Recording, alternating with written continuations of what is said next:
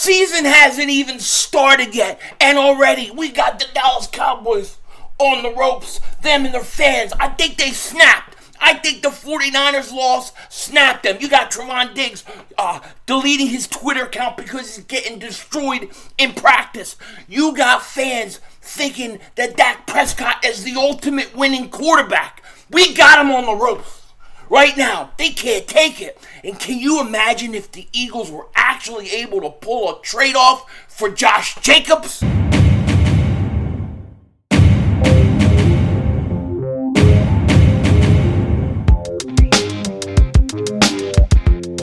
Dallas still stinks. Yo, by doing King Dingbat here, and happy Football Friday to all you Dingbats out there. I hope you guys are having a great day. Hope you're hanging in there. Why does it feel like December? Seriously, why does it feel like the holiday season? And I'm not talking about Christmas or any of the other holidays. I'm talking about the big NFL holiday, Cowboys choke season. Why does it feel like we're already there? And what is going on with Josh Jacobs? Did the Eagles really call up the Raiders asking about him? We're going to get into it in a second. But before we do that, if you're new to the channel and you like the content, make sure to hit that like button. But more importantly, make sure you subscribe for daily Eagles content, NFL content. You don't want to miss it. And maybe you hate my face. Maybe you don't like the way Denzel Washington looks. That's okay. But you have to hear and you have to know what I'm going to say next. Hit that subscribe button. And if you've been subscribed for a while, just double check. Double moonwalk check. Make sure you're still subscribed because you know how YouTube does it.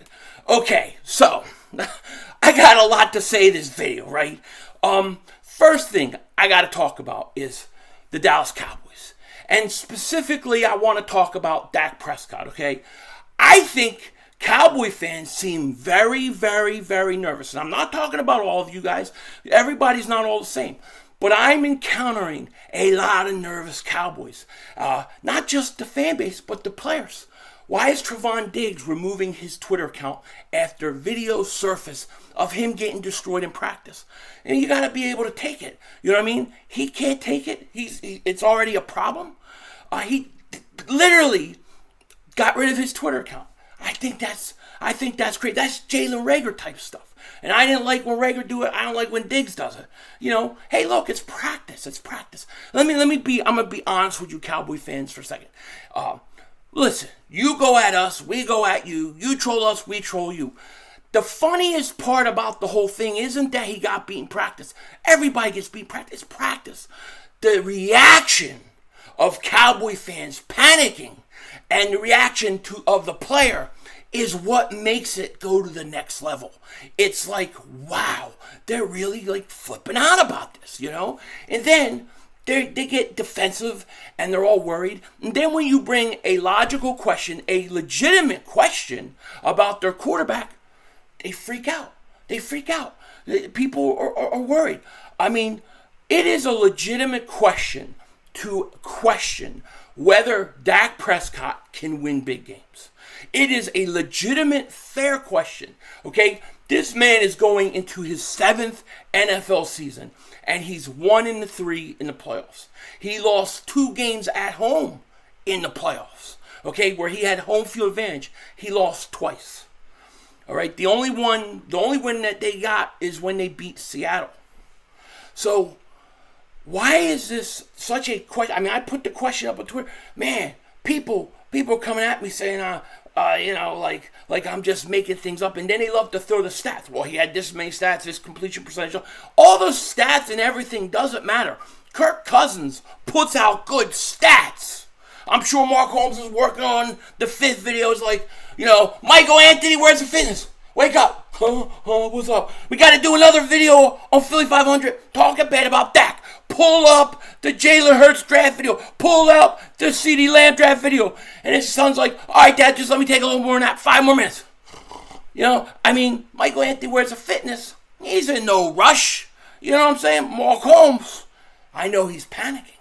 I know it's bothering him. But it's true. You have to question whether Dak Prescott can win big games. And let me say this. I know the response is going to be, you should worry about your own quarterback. You should worry about your own quarterback. My quarterback is only started 1 full season. Okay? We have to figure out if he's the guy. But if Jalen Hurts was going into his 7th year as an Eagles quarterback and he was 1-3 in the playoffs, let me tell you something. This fan base would be on his ass. They would be all over it. They wouldn't be afraid to say it, okay? It's just the truth. What harm is it to question whether he can win the big game? To me right now, Dak Prescott's the best quarterback in the division. There's no question about it. I put him on. But I got to tell you, if I was in a big game, if I needed one drive at the end of the game, or I'm going to a playoff game, I would take Jalen Hurts over him. I trust Jalen Hurts more in that situation than Dak Prescott, because Dak Prescott has proven he can't do it. So I would take my chance on the young kid, see what he can do. Dallas, I don't know if they have a Super Bowl quarterback. I think more and more every year, as the years go on and they go by and all that stuff, Dak Prescott's becoming more and more like Kirk Cousins than Patrick Mahomes. He's not winning the big games. He's not carrying the Cowboys to win. And then when they lose, it's like, dude, you lost because you ran a quarterback sneak with 14 seconds left and no timeouts. That's a choke job, man. That's a choke job. It's a legitimate question. I just want to know, and you guys can answer me in the comment section, is Dak Prescott a big game quarterback? Has he proven to be yet? Now, I'm not saying he's a choker. I don't know. I personally think that he is not, at this point, a big game quarterback, but he has time to show whether he is or he isn't. But at this point, we're going into year 7, and he hasn't really carried that team yet. So very, very interesting. It's going to be interesting. But I know my Cowboys friends out here, they get a little angry with me for saying it, but it's true. And if the roles were reversed, you would say the same thing. Matter of fact, when we had Carson Wentz, you were saying the same thing after 3 years. And listen, he ain't no better. He's played a half a quarter of a playoff game. Can't trust him either.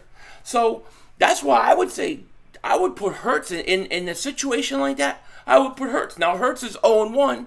But he's only played one full season. If he was in his 5th, 6th year, I would say the same thing. I think it's a legitimate question about the Dallas Cowboys. And it's not really meant to troll. It really isn't. I really legitimately asked it because I was just wondering. I was thinking to myself, if Dak Prescott played in Philly, that's all we would be talking about.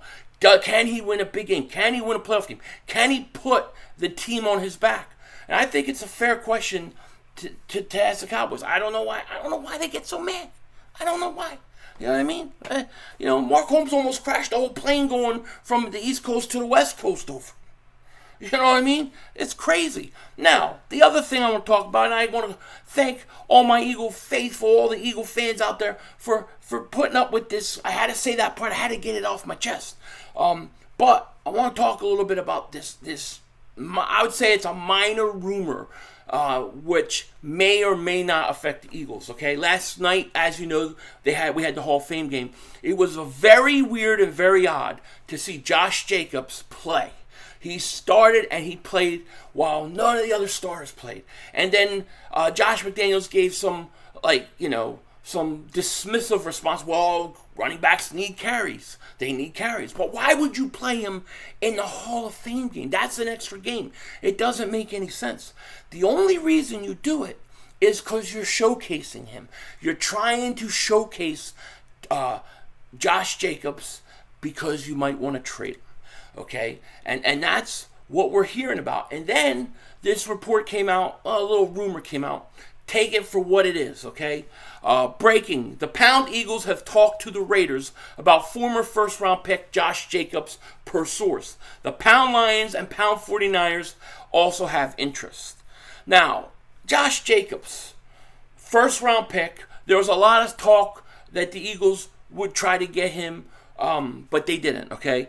5'10", 220 pounds, only 24 years old. He had 872 yards last year, 9 touchdowns, average 4 yards a carry. We talk about complementary pieces to Miles Sanders. We talk about, you need a bigger back, a more physical back. Josh Jacobs is 220 pounds. He's big, physical, and he's got some speed, okay? This would be a humongous addition to the Eagles. Do I think it's likely? No, I don't, okay? I don't know that the Eagles would want to do something like that.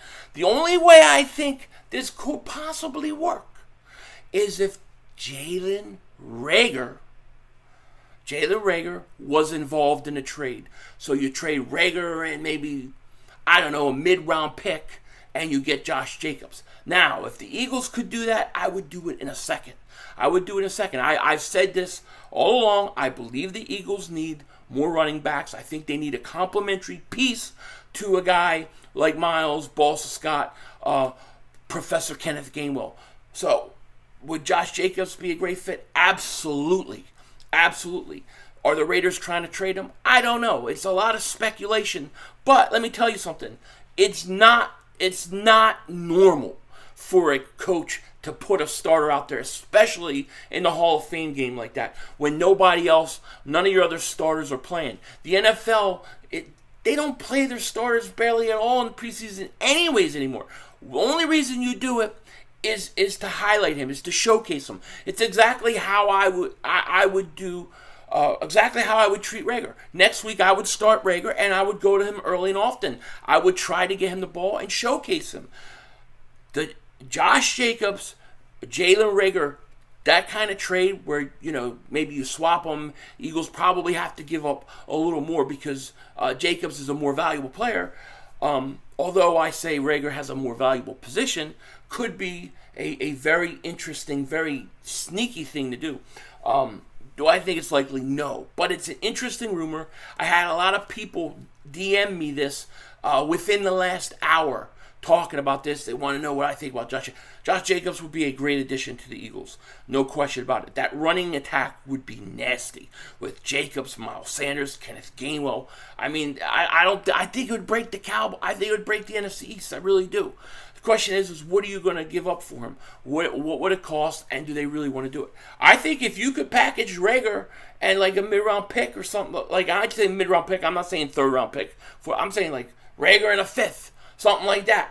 Do something like that. Or, if you want to give up a fourth for him or something like that, do it. But the Eagles, I think they need to add another running back. I've said this. Most likely scenario in the whole thing is probably most likely going to be Jordan Howard. I'm expecting that if Jordan Howard doesn't sign with somebody else, that'll probably be back in Philly. But we'll see. We'll see. This is going to be a fun year. I mean, Cowboy fans could get mad at me. Mahomes could do 1,000 videos. I don't care. It's all fun. How's this not fun? We're not even week one, and we're already at each other's throats. We're already going back and forth. This is what I'm talking about. This is what I love. I love this season. Football season, man. This is it. As much as I hate the Cowboys, as much as I hate Washington, the Giants, hey, I love the football fans because we go back at it. It's all good fun, and I love yous. I love yous all. Although I might have to rip teams, I love it. This is the best season of the year. Football season is back. Dallas is panicking. Eagles are just getting better every day. With that said, take care. Talk to you later. Of course, don't be a dingbat, and remember, it's how we vision. We're all just living in it.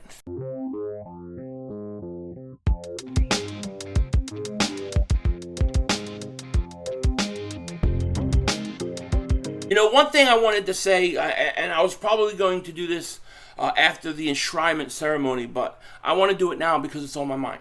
I got to give a huge congratulations to Dick Vermeil for making the Hall of Fame. Dick Vermeil, one of the greatest coaches to ever coach. You got to love it. If you said to me, Philly, if you could choose what coaches that you wanted to play for, Dick Vermeil would be on the top of that list.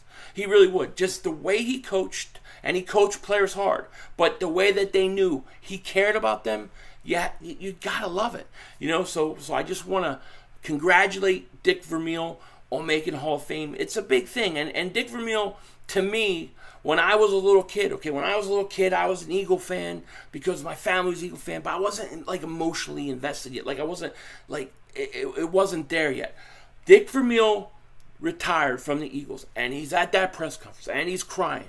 And I remember watching that on the news. And at that point, that was the moment that I felt absolutely head over heels with the Eagles.